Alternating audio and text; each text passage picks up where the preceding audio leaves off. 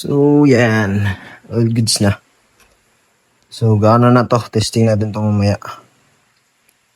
So, grabe na biin si boss. Pati mga liit na bolt, detalyado.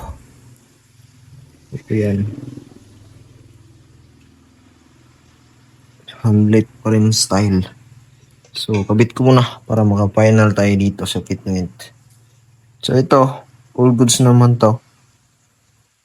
Pero, parang gusto ko pang iklian eh.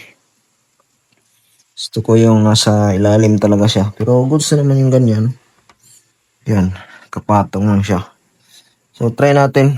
Hintayin ko lang dumating yung wire tack niya para malinis at di na tayo magtabas.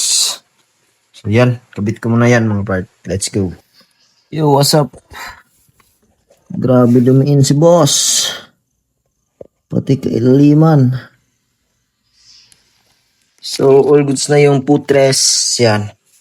Nakahandit lahat pati ilalim. Next tayo is side stand. Siyempre genuine pati spring. So, yan. Ibit ko muna. Tapos handlet lang yung dito niya. So, yun. Tignan nyo mga rad. Front putres ni boss. Literal na bang bands.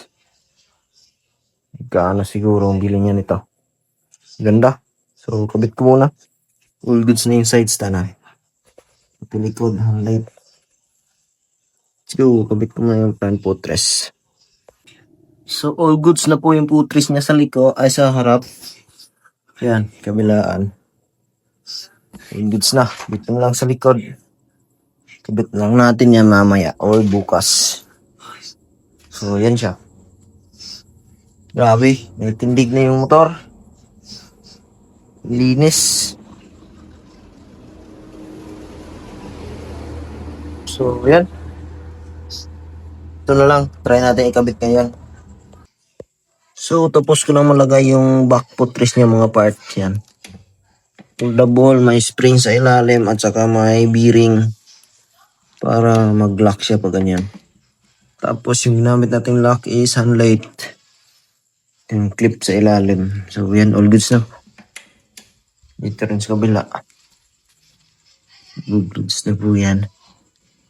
Yan. Handlight lahat. Bati na po yan. So, yan. Dito lang muna tayo for today's video. Bukas is pairings na tayo. Let's go, let's go. Tapusin na rin to. Grabe dumiin si boss.